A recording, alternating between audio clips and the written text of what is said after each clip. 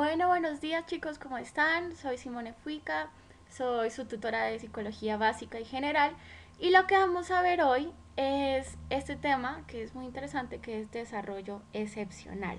Entonces yo sé que para esa semana tenían tres lecturas, dos de carácter obligatorio y la otra era de trabajo independiente o una lectura complementaria. Entonces lo que vamos a hacer aquí no va a ser abordar los capítulos 9 y 10 de Nevid, que yo creo que ya vieron con Andrés, sino que vamos a ver el capítulo 28 del libro de Richard Gross, que es de desarrollo excepcional. De todas formas, vamos a hablar un poquito de desarrollo, pero cosas muy básicas, muy tremendamente básicas, que creo que ya dieron ver y deben saber más de lo que les voy a explicar. Pero lo que nos vamos a concentrar va a ser en desarrollo excepcional. Entonces, como podemos ver acá en contenidos, vamos a hacer una pequeña introducción al tema del desarrollo. Les voy a hablar de un par de cositas que quizá no vieron con Andrés, que es una propuesta integral del desarrollo, pero creo que les puede hacer o que les puede servir para entender un poco de algunas cosas que vamos a ver en los siguientes tres módulos, que son actitudes sobresalientes, autismo y dificultades para el aprendizaje. De todas formas, quiero recordarles que las diapositivas que van a ver y el material que vamos a discutir en la siguiente, creo que esto será una hora, eh, están basados en el texto de Richard Gross, eh, llamado Psicología, la ciencia de la mente y la conducta. Bueno, para que lo tengan en cuenta, pueden leer también este capítulo y en la caja de comentarios o en la página de Facebook o me pueden mandar un correo las dudas que tengan al respecto. Entonces comencemos un poquito con la introducción. ¿Qué es el desarrollo? Creo que todos hemos caído en cuenta que las personas que somos actualmente no somos iguales a como éramos cuando teníamos 3 meses de edad, 5 años de edad, incluso 15 años de edad.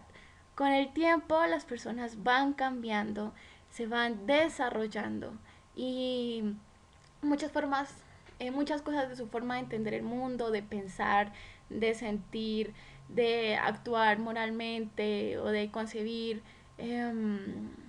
su afectividad o de relacionarse con los otros, van cambiando. Ahora, lo que ha estudiado la psicología en tanto al desarrollo es qué es lo que se suele esperar o qué suele suceder en ciertas etapas de este ciclo vital o de este continuum que es el cambio en el ser humano. Y lo que han hecho los teóricos del desarrollo es tratar de catalogar esos cambios en algún tipo de orden temporal. Entonces podemos ver que hay distintos tipos de desarrollo. Uno de estos es el desarrollo físico, ¿sí? Nuestro cuerpo va cambiando a medida que pasa el tiempo. Algunas partes pues vamos creciendo en estatura, bueno, vamos aumentando de peso lastimosamente, vamos adquiriendo habilidades motrices mucho más finas, un montón de cambios que son mucho más visibles, que se pueden estudiar a través de la observación. Pero hay otros tipos de cambios que podemos, digamos, que observar o estudiar a partir de la interacción con las personas y que podemos ver reflejada en su conducta. Ese tipo de cambios, que son de orden cognitivo, hablan de, digamos, cuáles son los mecanismos de razonamiento de las personas, cuáles son las habilidades cognitivas de los sujetos dependiendo de su edad, cómo resuelven problemas, en qué se concentran sus pensamientos, cuáles suelen ser sus necesidades, ¿sí? Hay otros cambios que son de orden mucho más afectivo, cómo solemos relacionarnos con el otro, cómo solemos sentir nuestras emociones, percibir nuestras emociones, describirlas, esto, básicamente todas las modalidades de desarrollo posibles van cambiando a medida que pasa el tiempo y las personas no son estáticas, sino que son dinámicas y cada día que pasa van cambiando en algún aspecto, en otro van cambiando y van modificando su forma de ser sin que no exista algún tipo de permanencia. Las personas tienen algún tipo de permanencia en su personalidad, que luego lo veremos en otros temas, pero sí hay un dinamismo, sí hay un cambio notable. Entonces, básicamente han habido muchos teóricos del desarrollo que, digamos, se han enfocado a algunos aspectos del desarrollo precisamente. Yo acá les menciono a tres, pero hay muchísimos más que espero que algún día puedan revisar en asignaturas que van a ir más adelante, como psicología del desarrollo en niños, adolescentes y adultos, o psicología integral. Digamos que estos tres son uno de los tres más importantes, que está Jean Piaget, Erik Erikson y Lawrence Kohlberg. Lo que van a ver es que cada uno se ha enfocado en una o unos aspectos de desarrollo muy concretos. Jean Piaget se enfocó en lo que es el desarrollo cognitivo. Erik Erikson se especializó en lo que fue el desarrollo psicosocial y Lawrence Kohlberg se realizó posturas de desarrollo de orden moral. ¿Sí? Lo que tienen todos estos en común es que proponen ciertos estadios. ¿Qué es un estadio de desarrollo? Básicamente es un periodo donde se esperan que se desarrollen ciertas aptitudes o ciertas formas de razonamiento o ciertas habilidades, ¿sí? O sea, entonces estos estadios generalmente están planteados en términos de edad. Piaget lo hizo de una forma mucho más exacta, dice este 0 a 18 meses espera esto, de 2 a 3 años espera esto, ¿sí? Digamos que los otros tuvieron algún tipo de variabilidad mayor, pero si se establece algún tipo de edad, lo que se tiene en cuenta es que hay personas que no encajan en eso, que a veces lo hacen antes, que lo hacen después, pero sí hay algún tipo de rango de edad esperada. ¿Y qué es lo que se establece? Básicamente que si una persona está en un estadio X, va a tener ciertas habilidades o se van a observar ciertas conductas, o se espera que se desarrollen ciertas aptitudes que permitan que cuando llegue al siguiente estadio pueda desarrollar otras conductas, habilidades o aptitudes, o que pueda expresar alguna de estas.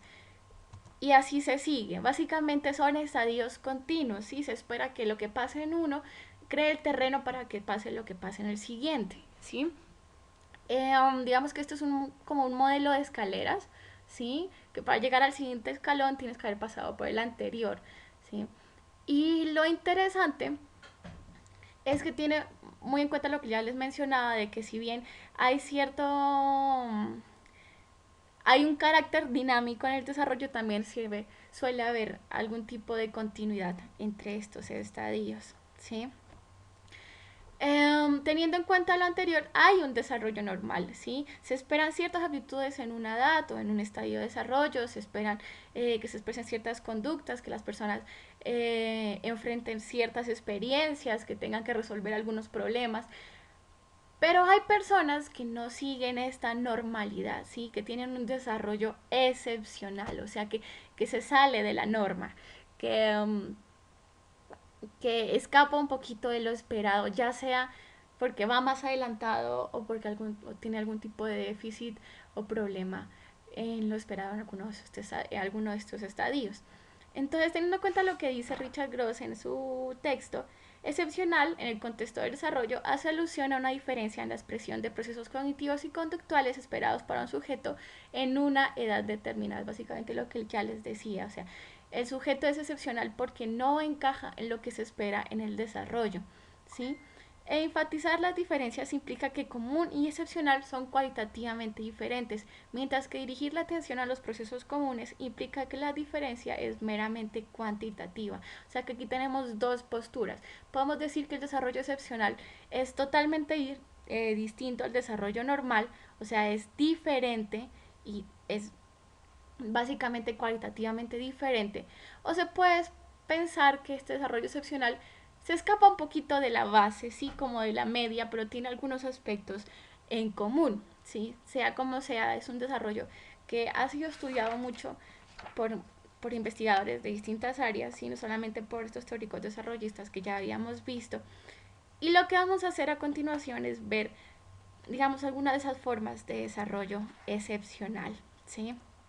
El libro, yo les recomiendo por eso también leer este texto, porque esto es una explicación complementaria, pero la idea es que también hagan ese trabajo independiente. Les pone muchos ejemplos que pueden ser muy útiles para que entiendan esto. Bueno, Pero ahorita vamos a ver aptitudes sobresalientes, que yo creo que más de una vez han oído hablar de eso a sus padres o a sus profesores, o han visto casos en películas o en series de personas que sobresalen a la norma, ¿sí? Que van más allá del desarrollo común y que tienen actitudes que los hacen prodigios o que los hacen súper dotados. Bien, entonces, ¿qué es una actitud sobresaliente? Gross, citando a Smith, establece que se puede decir que un niño es superdotado cuando se destaca ya sea en un dominio general, como un desempeño excepcional en una prueba de inteligencia, como en un área específica de capacidad como música o el deporte, ¿sí? Sin embargo, las diferencias entre personas superdotadas y personas normales no están claramente definidas. ¿Qué quiere decir esto? Un niño superdotado, y hablamos de niños porque ese tipo de habilidades o aptitudes sobresalientes se notan desde la infancia, son sujetos que sobresalen, ya sea de una forma global, o sea, que tienen una capacidad que va más allá de la de sus compañeros eh, de su misma edad, o que tienen una habilidad sobresaliente para ciertas áreas, o sea, niños que son prodigios en la música, que son prodigios en el deporte o en actividades físicas, niños artistas que desde pequeños pueden hacer obras plásticas muy avanzadas para las habilidades esperadas para niños de su edad, ¿sí? Son básicamente personas que sobresalen, ¿sí? Que si se espera ciertas características para un estadio del desarrollo, estos van más allá de ellas, van más allá de las habilidades esperadas para gente de su edad, ¿sí? Wiener, en 1998, establece que los niños prodigio difieren del promedio en tres sentidos generales, ¿sí? El primero es que son precoces, dominan las materias antes y aprenden con mayor rapidez. Si ustedes saben, y si no se los cuento, el sistema educativo, ¿sí? Está estructurado para que los niños y los chicos aprendan dependiendo de cuáles son las habilidades esperadas para su época, ¿sí? Para su edad. A un niño no se le puede enseñar trigonometría si aún no tiene las estructuras neurológicas y las habilidades cognitivas para entender siquiera que 2 más 2 es 4. Sí, es imposible y no tendría ningún sentido. Entonces en la educación se enseña lo que se espera que los chicos puedan aprender. ¿Sí? Y este tipo de niños que son precoces pueden dominar esas materias mucho antes que sus compañeros y van mucho más allá, suelen aburrirse incluso porque están viendo cosas que ya entienden y que pueden incluso entender sin ayuda de un profesor. ¿Sí? Entonces son mucho más veloces y mucho más activos en su forma de aprendizaje.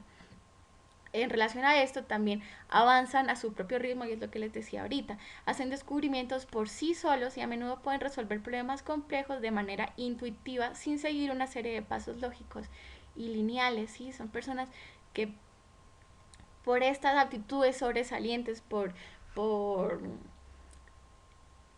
esta característica de ser superdotados, no, no necesitan un aprendizaje tan estructurado, sino que pueden ir mucho más rápido, que pueden hacer un trabajo de aprendizaje independiente sin la constante supervisión de un profesor, ¿sí? Y que tienen una gran capacidad de intuición, ¿sí? De descubrir ciertas relaciones en el ambiente o en su contexto social o en los problemas que se le plantean sin tener que seguir unos pasos lineales y lógicos que se les han sido enseñados o que se les deberían enseñar, ¿sí? Y el tercer punto es que están impulsados por un furor por dominar, tienen un fuerte interés en el área o dominio en el que sobresalen y con facilidad pueden enfocarse con tanta intensidad en el trabajo en ese dominio que pierden contacto con el mundo exterior, ¿sí?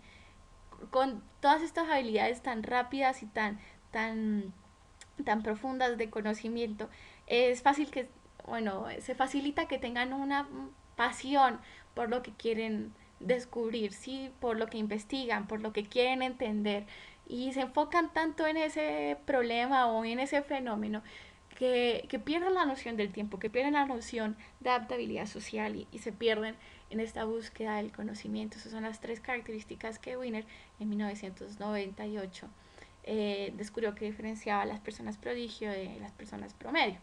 Entonces, podemos pasar a la siguiente. que es un poquito algunas desventajas de las actitudes sobresalientes. Yo antes de explicarles esto quiero decirles que no estoy de acuerdo con lo que establece Gross en esta parte de la lectura, porque como veremos en el cuarto punto, las personas sobresalientes o los niños sobresalientes tienen las mismas o casi las mismas probabilidades de desarrollar problemas sociales que las personas normales. Pero bueno, de todas formas es bueno tenerlo en cuenta por si alguna vez trabajan o les gustaría enfocarse en el ámbito educativo, que sepan que estos niños aún tienen un riesgo de aislarse socialmente. Entonces vamos a ver que según estudios estos chicos o estos niños están desfasados socialmente con respecto a sus compañeros. Estas habilidades cognitivas superiores o estas aptitudes sobresalientes los hacen ir un poquito más allá o mucho más allá de lo esperado para su edad y los hacen interrogarse sobre cosas que niños de su edad no están pensando o ni siquiera pueden entender. Por ende, están desfasados socialmente. Puede ser que entiendan mejor o que se relacionen mejor con personas mayores, ¿sí? Pero siguen siendo niños y siguen estando en medios de personas de su misma edad y por eso hay un desfasamiento social que los lleva o que les provoca una tendencia al aislamiento. Si las personas de mi edad no me comprenden y si no puedo discutir con ellas las mismas cosas que me gustan discutir, uno, ellos me van a rechazar y dos, yo no voy a querer relacionarme con ellos porque no voy a tener nada en común aparte de mi edad. ¿Sí? Y las personas mayores, por el hecho de que yo sea menor, no van a tener como esta tendencia espontánea a relacionarse conmigo. Por ende, estos chicos van a tener una tendencia a aislarse, ¿sí? A quedarse en lo que pueden hacer fácilmente y solos, que es aprender o destacarse en sus habilidades, por ejemplo, artísticas o matemáticas o en la música, pero socialmente a tender a estar aislados, ¿sí? Y es el periodo medio de la infancia intentarán ocultar sus capacidades para ser más populares. Y si esto de ir más avanzados de forma eh, cognitiva, de ir o tener un aprendizaje mucho más veloz y versátil y flexible, ¿sí? Esto les provoca ese tipo de consecuencias negativas, hay una probabilidad de que oculten esas habilidades con el fin de adaptarse e encajar mejor en su medio social. Entonces no se les haga extraño si alguna vez están en contacto con algún tipo de estos niños o si leen los ejemplos que salen en el capítulo 28 de, del texto de Richard Gross, encontrar niños que cuando se les hace una evaluación tipo WISE, una evaluación de su inteligencia, y encuentren que tienen un coeficiente intelectual muy superior a la media, un coeficiente intelectual que puede ser perfectamente de 170, pero que no se nota en su conducta, que son chicos que pueden tener muchos problemas sociales, o sea, que pueden tener conductas de agresividad o de violencia, o incluso que pueden tener bajo rendimiento académico. No se les haga extraño porque muchas veces este tipo de niños ocultan esas habilidades para no ser rechazados socialmente. Es muy importante que se tenga en cuenta de todas formas este tipo de problemas porque se puede trabajar con eso, ¿sí? Les vuelvo a repetir lo que también menciona Grossi, es que sin embargo otros investigadores como Gottfried en 1974 sostienen que los niños superdotados tienen casi el mismo riesgo de presentar problemas sociales. Cualquier persona, no hace falta que tenga un coeficiente intelectual de 170, puede tener problemas sociales por un montón de otras variables que ustedes irán entendiendo y estudiando a medida que avancen en su carrera en psicología. Ahora, hay un fenómeno muy habitual en este tipo de niños y es la disparidad y las actitudes sobresalientes. Terman, que es un autor que investigó un poco esto del fenómeno de los chicos superdotados, promovió el punto de vista de que los niños superdotados tienen talento en todas las áreas académicas. Sin embargo, no todos los niños prodigios encajan en este estereotipo.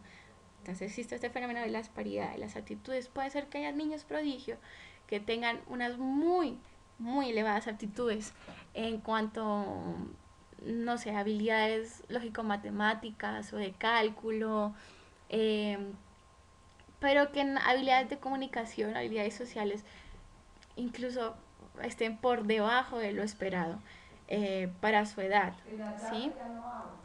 Esto puede ser explicado por algo que que no saben la lectura y que quizá no les explica a Andrés, lo más probable es que no lo haga. Y es un poco lo que plantea Ken Wilber sobre líneas de desarrollo en su modelo integral. Haciéndose las cortas porque este tema es mucho más amplio y espero algún día poder hablarles de ello con mayor profundidad.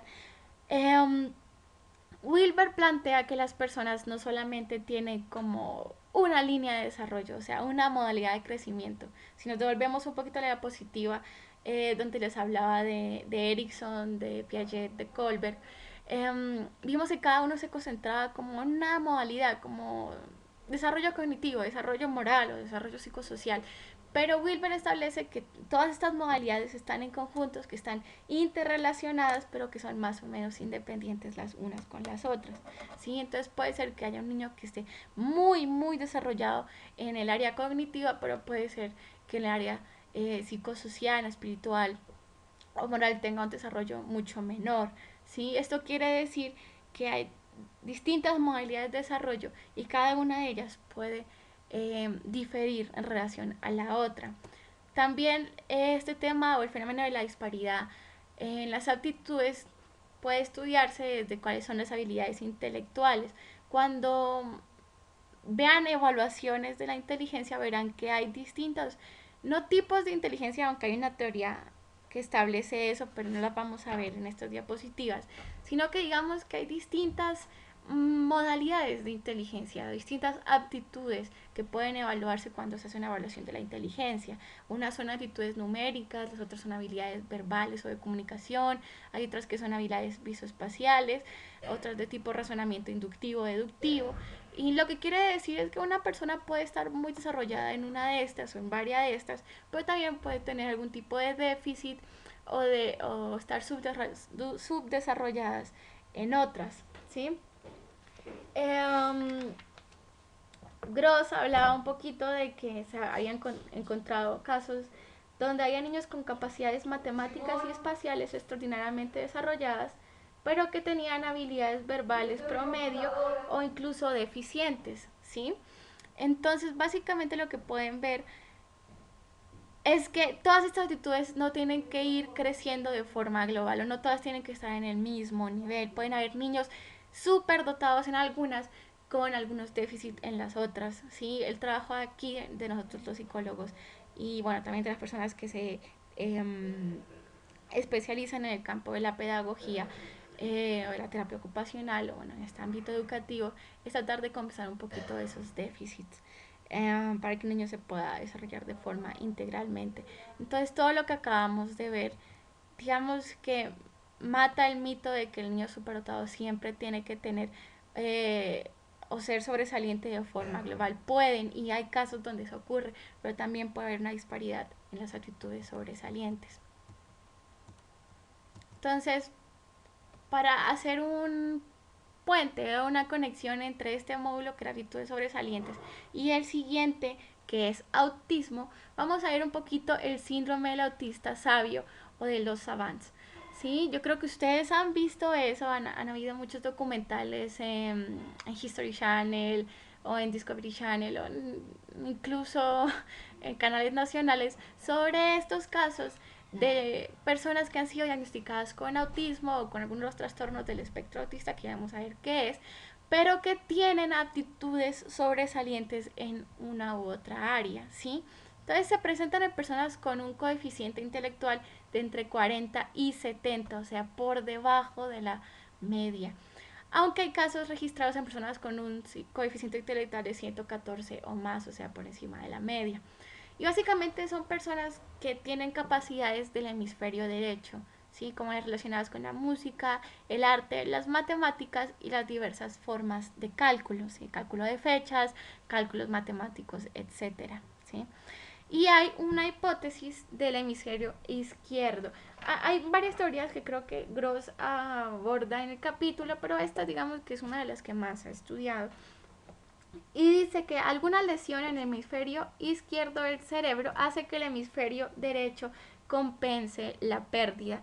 ¿Sí? Cuando lleguen a biología del comportamiento 2 van a ver que en los niños, bueno, incluso en los adultos, hay algo que se llama plasticidad cerebral, ¿sí?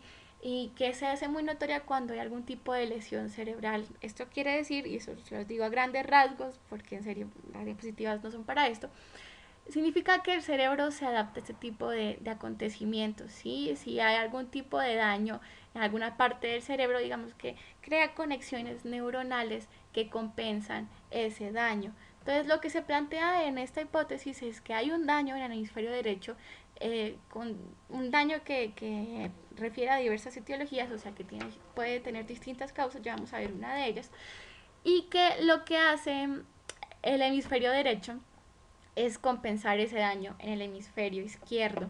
No sé si ahorita me equivoqué. Bueno, el daño es en el hemisferio izquierdo y el cerebro, la plasticidad cerebral lo compensa creando un mayor rendimiento o un mayor desarrollo en lo que es el hemisferio derecho. O sea, se compensa esta pérdida. Y como se han visto, las capacidades del autista sabio son predominantemente del hemisferio derecho. ¿Sí? Ya los mencionamos acá donde dice capacidades del hemisferio derecho, como las relacionadas con la música, el arte, las matemáticas y las diversas formas de cálculo. ¿Sí? O sea, el izquierdo se lesiona y el derecho lo compensa, y por sus habilidades o esas actitudes sobresalientes corresponden a las funciones que se relacionan con este hemisferio. Para que entiendan un poquito más y para que vean casos mucho más de cerca, les dejo este link, que de todas formas se los voy a poner en la descripción del video, y es un documental dividido en dos partes sobre casos de personas con, con este síndrome del autista sabio o con savants. Sí, de todas formas yo creo que este tipo de casos han sido muy popularizados en películas y en series. No sé si por ejemplo alguno ha visto Rain Man con Dustin Hoffman, que es sobre un hombre, creo que es como de 45 o 50 años, diagnosticado con autismo, o incluso creo que lo diagnostican con síndrome de Down, pero que tiene una capacidad de cálculo impresionante, ¿sí? Y su medio hermano se lo lleva a Las Vegas y comienzan a estafar a los casinos. Pero básicamente estos casos sí existen, no son tan hollywoodenses, pero traten de verse un poquito de este documental, que yo creo que les va a servir, les va a gustar y les va a permitir que toda esta cháchara teórica eh, se les grabe mejor en su cerebro, ¿sí? Ahora sí podemos ver el tema. Ah, no. Esto, antes de explicarles, hay una de estas etiologías del daño en el hemisferio izquierdo que me gustaría abordar y mencionar para que no quede tanto esto en el aire. Y dice que eh, los efectos de la testosterona sobre el cerebro fetal en desarrollo pueden provocar niveles elevados que pueden demorar el desarrollo del hemisferio izquierdo, ¿sí? Y que a su vez podría generar un crecimiento compensatorio en el hemisferio derecho. O sea, vean que esto de la hipótesis del hemisferio izquierdo sí explica cuál puede ser una variable mediadora entre la sobrecompensación del hemisferio derecho, pero que hay distintas causas sobre que haya una lesión en este hemisferio izquierdo, y una de ellas es los aumentos de la testosterona, que puede atrofiar el crecimiento de este hemisferio. Bueno, ahora sí podemos pasar al autismo, por fin, qué pena con ustedes. Entonces básicamente vamos a ver un poco una definición o una clasificación del autismo.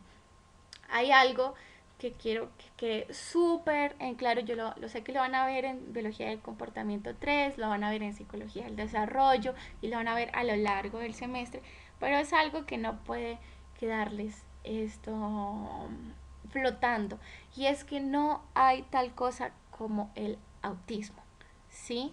Sino que se habla de un espectro autista. ¿Qué quiere decir un espectro? Ustedes saben, por ejemplo, yo creo que cuando estaban en el colegio en décimo, en once, cuando vieron física, han visto que algo se llama el espectro de la luz, ¿sí? Entonces, en distintas ondas encajan en distintas partes de ese espectro. Es lo mismo, ¿sí? El espectro autista quiere decir que hay distintos trastornos eh, que encajan en esta clasificación, ¿sí? Que tienen algunas cosas en común, pero que también tienen muchas cosas distintas, ¿sí? Y están dentro de este espectro, digamos, como dentro de no sé cómo ponerles un ejemplo, dentro de este sistema, por así decirlo, ¿sí? Y dentro de este espectro autista hay algunas clasificaciones, algunos trastornos del desarrollo, como el autismo atípico, el síndrome de Asperger y el desorden de desarrollo penetrante sin especificar. Si hay algo que quiero que quede muy en cuenta y que puede haber personas que estén dentro de este espectro autista, digamos, dos personas que hayan podido ser clasificadas con algunos de los trastornos de desarrollo que están dentro del espectro autista y que entre ellas no tengan absolutamente nada en común, o que las cosas que tengan en común sean muy pocas, ¿sí? Esto les hace ver, o espero que puedan entender, que dentro del espectro autista hay una gran variedad de trastornos, o hay una gran variedad de conductas, ¿sí? Eh, Pueden haber personas con autismo de alto funcionamiento, o sea, personas que haya sido muy difícil incluso diagnosticarlas con este trastorno, que tengan un coeficiente intelectual normal, incluso alto, que tengan quizá alguna capacidad para hacer contacto visual o relacionarse socialmente, pero que en ciertas de sus conductas, sus habilidades y aptitudes se logre ver que tienen algún funcionamiento anormal. Como puede haber personas que ya tengan un autismo muy severo, que no tengan ninguna capacidad para conectarse con el mundo exterior, que tengan un déficit cognitivo, ¿sí? Y ambas están incluidas en este espectro autista, que es muy, muy amplio. Espero que esta imagen, que creo que está en portugués, les deje ver que este espectro es muy amplio, que no solamente se limita a ciertas características o criterios diagnósticos, sino que tiene una gran variabilidad en su expresión. Pero hay algo que se propone y que debería ser más o menos común en todos estos trastornos de desarrollo, y es la triada de deterioro, ¿sí? Quiere decir básicamente que hay tres ámbitos donde este deterioro se hace visible, ¿sí? O sea, que hay un deterioro cualitativo en tres áreas: la interacción social, los patrones repetitivos y estereotipados de conducta, y deterioros cualitativos en comunicación, qué pena, no se burlen. Esas son las tres áreas donde se espera que haya un deterioro en las personas que están dentro de este espectro autista. Entonces comencemos con la primera, que es deterioro deterioro cualitativo en interacción social. Ay, Dios mío, bueno, espero que esto no sea tan grave. ¿Qué quiere decir esto? Son personas que tienen un deterioro en las áreas sociales, ¿sí? O sea, en su interacción con otras personas. Este deterioro puede ser muy marcado o incluso puede ser un tanto leve, como en el autismo de alto funcionamiento, incluso en el síndrome de Asperger. Bueno, entonces este deterioro está marcado con conductas no verbales, ¿sí?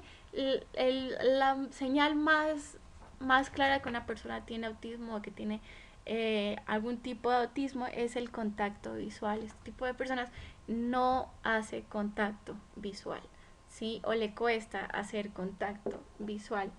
También presentan una imposibilidad para participar en juegos espontáneos o juegos imaginativos.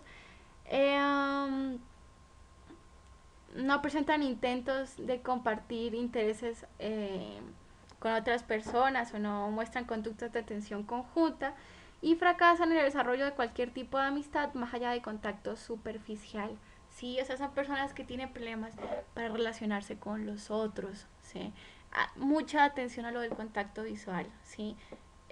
Puede ser que sea una persona tímida, pero un niño que a los 3 4 años no hace contacto visual debería ser llevado a un psicólogo, ¿sí? Para que le diagnostiquen, o a un médico, para ver si tiene algún tipo de trastorno del desarrollo.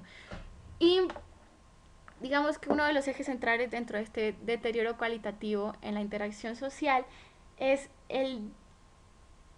no sé, la falta eh, o el déficit en la generación de empatía, ¿sí? O de empatía, no como de ser simpático, porque cuando entran al primer semestre confunden simpático con empático, sino empatía en el sentido de poder ponerse en los zapatos de la otra persona, poder entender lo que el otro está pensando, lo que el otro siente. Yo creo que todos nosotros, espero, esto, si llega un amigo llorando, una amiga llorando, o si ya una persona que es importante para nosotros, con la cual nos relacionamos, con una cara un poquito triste, con el ceño fruncido, con problemas para mantener la mirada, con los ojos aguados, podemos saber ahí mismo que esa persona está mal, ¿sí? Y pasaremos a preguntarle, oye, ¿por qué estás mal? O si sabemos o tenemos alguna noción de por qué está mal, si sabemos que estaba peleando con el novio o que algún familiar estaba enfermo, cosas así, podemos decir qué pasó con esta persona. Eh, Tenemos esa capacidad de ponernos en los zapatos del otro. Y las personas dentro de este espectro autista tienen un problema para crear lazos empáticos, para poder entender lo que le pasa a la otra persona. Entonces esto es lo que suele pasar o lo que se suele ver en este tipo de deterioro cualitativo en la interacción social. Ahora, los deterioros cualitativos en comunicación se basan o giran en torno a una incapacidad para desarrollar el lenguaje y comunicación de manera normal, ¿sí? Entonces, esas personas que tienen un desarrollo demorado o restringido en su desarrollo, valga la redundancia, del lenguaje, ¿sí? O personas que hacen un uso estereotipado y repetitivo o idiosincrático del lenguaje, ¿sí? Son personas que digamos, que tienen este problema de utilizar el lenguaje verbal, ¿sí? Que puede ser que giren en palabras, que tengan ecolalia, que en una conversación se queden en la última palabra que les dijiste, como ¿cómo estás? Y te respondan estás, ¿sí? O sea, personas que no tienen un desarrollo normal en su lenguaje verbal, pero también pueden ser personas que presenten un desarrollo normal en su lenguaje no verbal. Nosotros sabemos, y si no lo saben lo van a aprender más adelante, el lenguaje no es solamente el contenido del mensaje, sino también la forma en cómo ese mensaje es transmitido. Y esa forma depende de los gestos, de la postura del interlocutor, del tono, del timbre, del volumen de la voz, ¿sí? De los acentos. Ustedes se darán cuenta en esta tutoría virtual que yo hago muchos énfasis en algunas partes, que me demoro en otras. Que uso un tono más agudo para referirme a algunas, ¿sí? Y eso es parte de transmitirles el mensaje. Puede ser que esta persona que tenga un desarrollo normal en su lenguaje sea muy plano en la forma de transmitir el mensaje, ¿sí? Que no haga ese tipo de acentos, que no haya una variabilidad en el tono, en el timbre o en el volumen, que no está acompañado de gestos que acompañen el mensaje, sino que mantengan un tono neutral, ¿sí?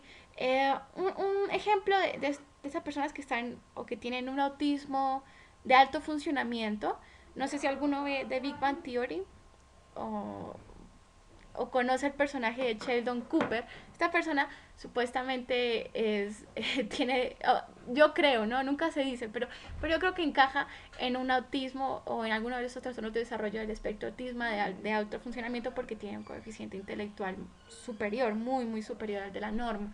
Sí, pero si pueden ver al principio de la primera temporada, porque ahorita ya Sheldon Cooper está mucho más sociable que antes, era una persona que uno no puede identificar el sarcasmo, que no puede identificar cuál es la intención detrás del mensaje, sino que se queda solamente en el contenido. Y también a su vez para transmitir los contenidos usa un tono de voz muy monótono, sí, muy plano, no refleja afectividad tras el mensaje. Y entonces eso es un problema en el desarrollo del lenguaje y de la verbalidad, ¿sí? También existe una falta del juego variado espontáneo o del entendimiento de cosas simbólicas, ¿sí? De todo eso también del lenguaje no verbal, y a menudo participan en juegos que carecen de creatividad e imaginación, ¿sí? O sea, lo que les digo, se quedan un poquito en el contenido, ¿sí? Se quedan en lo que es explícito, no van más allá, no pueden entender que puede haber un doble mensaje o que puede haber una doble intención en esa transmisión esa transmisión del mensaje, ¿sí? Entonces vean que hay un deterioro cualitativo en la comunicación. Y por último, hay patrones repetitivos y estereotipados de conducta. ¿Qué quiere decir esto? Que hay un seguimiento inflexible de rutinas específicas, angustia si se impide que se ejecuten ritualmente o que se ejecuten rituales repetitivos, peculiaridades motoras estereotipadas y repetitivas y preocupación persistente comparte de objetos, ¿sí? Son personas que pueden tener rituales muy arraigados, ¿sí? Que tienen patrones muy estereotipados de conducta y que si estos patrones o estos rituales suelen ser esto, que si se pone algún tipo de obstáculo en estos patrones o se interfiere en ellos puede crear mucha angustia, puede crear conductas de fuerte estrés o incluso conductas violentas, ¿sí? Entonces hay un patrón, hay un seguimiento, también hay una, como decía, al final hay una preocupación persistente con objetos, hay una fijación en los objetos, ¿sí? Entonces una profesora que me dio biología del comportamiento 3, no sé si tendrán la misma cuando lleguen a ese punto, nos hablaba de que ella trabajaba mucho con niños autistas y que a veces solían tener una fijación muy grande con objetos de su consultorio, ¿sí? Que había uno incluso se quedó fijado a su clavícula. Entonces se la pasaba tocándole la clavícula, hablándole de la clavícula, enfocado visualmente en la clavícula, ¿sí? O sea, hay patrones, hay una conducta notoriamente anormal en cuanto a esto de los patrones repetitivos y estereotipados, ¿sí? Entonces espero que les haya quedado esto súper claro porque creo que son las cosas más importantes en cuanto al abordado en este capítulo sobre el autismo. Bueno, también yo creo que esto es muy importante para ustedes. Gross realiza como un paralelo entre el síndrome de Down y el autismo, ¿sí? Destacando cuáles son como las diferencias y cuáles son las similitudes básicas. En primera instancia, ambos chicos son trastornos del desarrollo, ¿sí? Recuerden que estamos viendo desarrollo excepcional y tanto el síndrome de Down como el autismo son trastornos del desarrollo. Por ende, están presentes desde el nacimiento. Pero ¿qué pasa?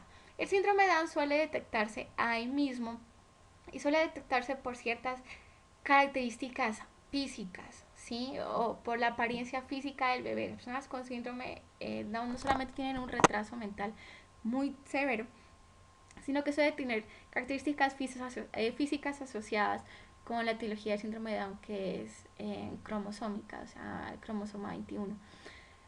En el autismo, en cambio, suele detectarse entre los 3 o 4 años, ¿sí? Cuando ya el niño tiene una conducta social o cuando tiene una conducta de comunicación, tiene patrones que no son comunes en sujetos de su edad. O sea, vean todo esto de la triada de deterioros, se hace visible a esto de la edad de los 3 o 4 años, ¿sí?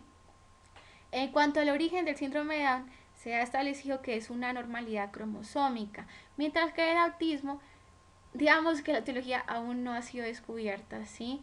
Eh, pero que la normalidad suele hasta ahora eh, encontrarte en ciertas conductas características, ¿sí? Retornemos a la triada de deterioro, ¿sí? Suele encontrarse una normalidad en alguno de estos tres o en los tres aspectos. Este tercer punto es muy triste, pero ninguno de los dos es curable, ¿sí?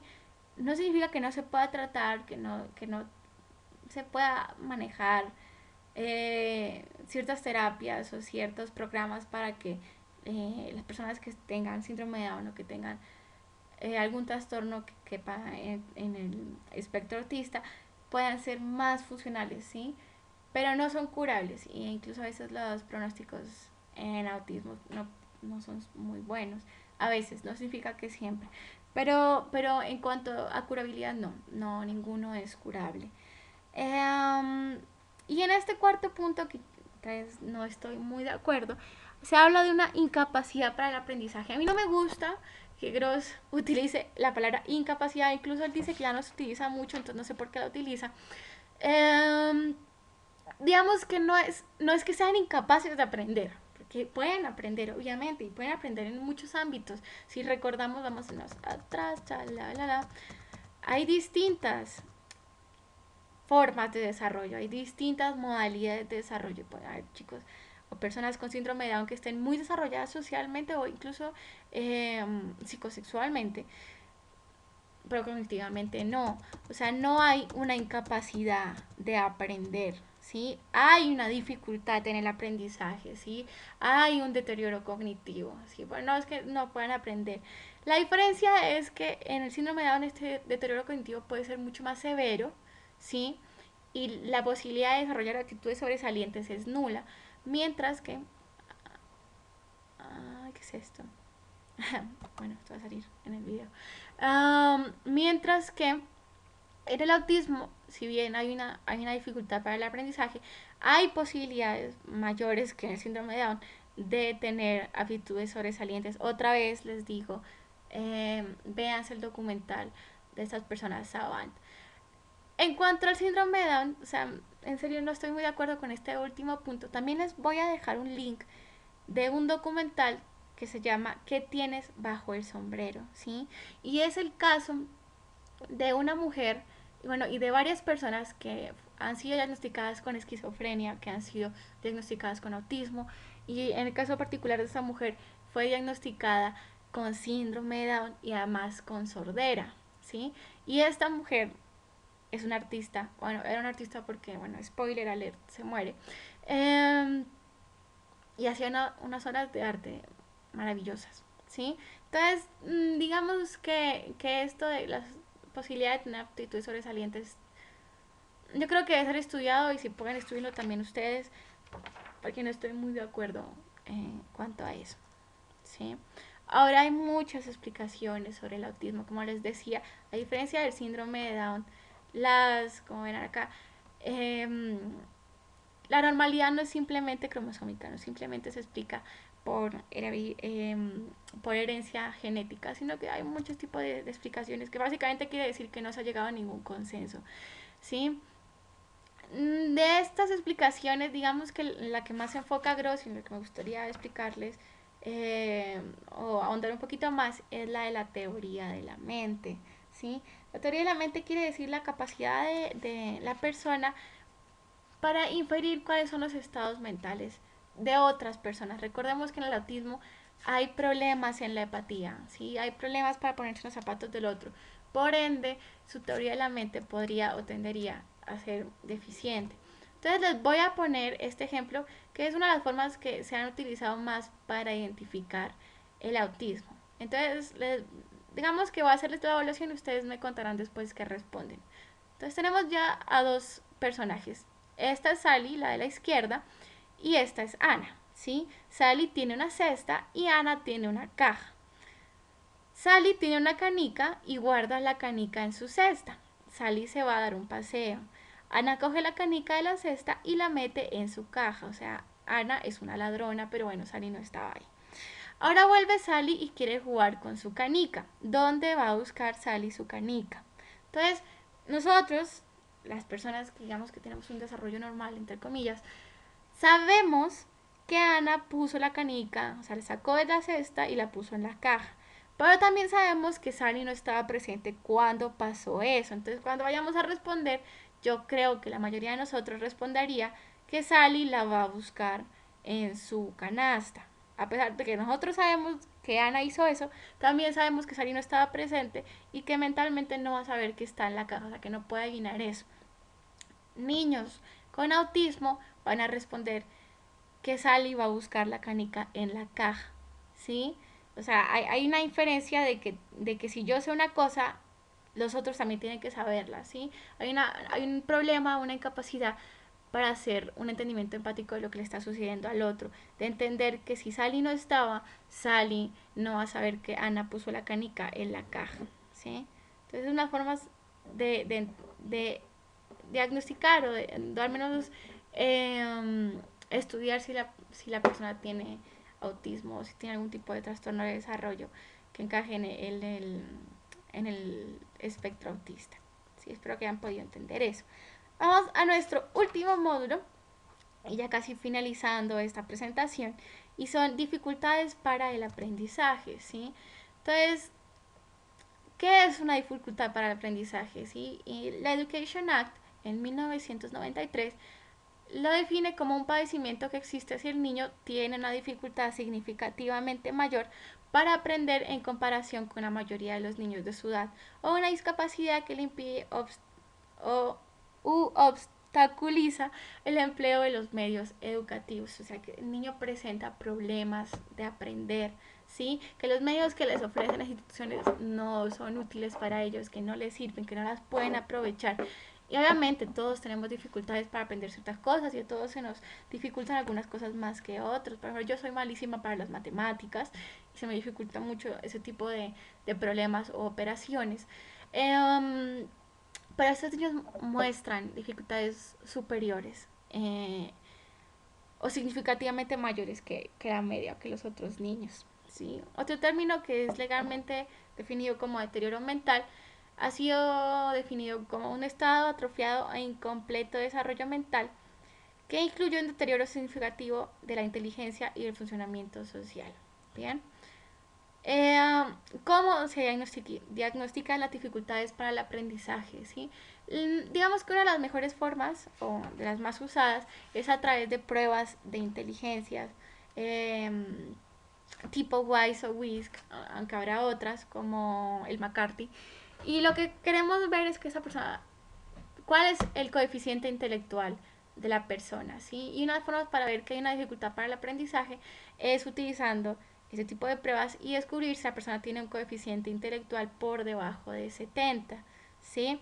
También hay que ver si la persona tiene un deterioro en las capacidades de adaptarse a las demandas sociales y el diagnóstico tiene que hacerse antes de los 18 años, ¿sí? Y descartarse organicidad. ¿Sí? O sea, puede ser una persona que tenga un síndrome de Down, que tenga autismo, que haya tenido algún tipo de daño pre o perinatal, ¿sí? Lo que se busca es ver si tienen dificultades para el aprendizaje. Ahora, yo les cuento, si no sabían, yo ahorita actualmente estoy trabajando en un colegio con niños que tienen dificultades para el aprendizaje, ¿sí?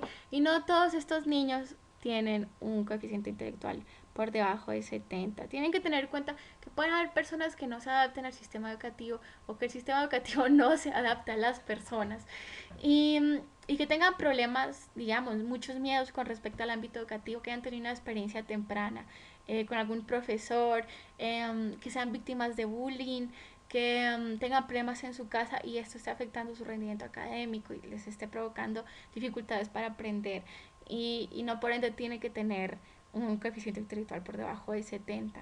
¿Sí? Entonces hay que ver este tipo de fenómenos de forma global y entender que hay distintos factores de distintos órdenes que pueden estar afectando su aprendizaje. Bien, ahora esto Gross nos habla de cómo ver un retraso mental de acuerdo a cuál es su puntaje en estas pruebas de inteligencia que sacan un coeficiente intelectual. Ahora podemos ver que hay un retraso mental leve si la persona está entre el 50 y el 70 en cuanto a su CI. ¿Sí? Entonces se puede esperar que los adultos adquieran cierta independencia en la mayor parte de las actividades de cuidado personal o domésticas y que obtengan ingresos de trabajo no calificado. Las principales dificultades estarían en la lectura, escritura, habilidades para el manejo de dinero, inmadurez emocional y social e incapacidad para adaptarse con facilidad a las expectativas sociales y estresantes externas. ¿Sí? Luego está el retraso mental moderado, las personas que tienen un coeficiente intelectual entre 36 y 49 y con frecuencia los adultos tienen incapacidades adicionales como epilepsia, así como la discapacidad física y sensorial. La mayoría necesitan supervisión en cuanto al cuidado personal, o sea, son personas que ya no pueden ni siquiera tener un cuidado personal independiente, ¿sí? Y que pueden tener comorbilidad con el tipo de trastornos físicos como la epilepsia. Luego tenemos el retraso mental grave, que son personas con un coeficiente intelectual de 20 a 35, eh, muy similar al anterior, pero con, digamos que discapacidades sensoriales mucho más notorias y con una incapacidad de autocuidado mucho mayor. Y por último está el RM o retraso mental profundo, que tiene un CI menor de 20 y en general necesitan supervisión y cuidado estrecho toda su vida. Además tienen una expectativa de vida mucho menor. Muchos pueden alimentarse solos con una cuchara, la mayoría pueden comprender y hacer afirmaciones y peticiones simples. La mayoría tienen múltiples discapacidades. Bien. Ahora, hay algo que esto es muy importante y se van a topar con eso el resto de su carrera y es el tema de las causas. Las causas, como yo les decía, las dificultades de aprendizaje pueden ser de distintos órdenes. Digamos que si es un retraso mental como el que vimos ahorita, que puede ser moderado, eh, grave o profundo, habrá causas genéticas muy notorias, ¿sí? Habrá un factor de herencia, Bien, pero en muchos casos estos factores de herencia pueden no expresarse mucho o pueden controlarse si hay variables ambientales que los corrijan, ¿sí? O que les compensen.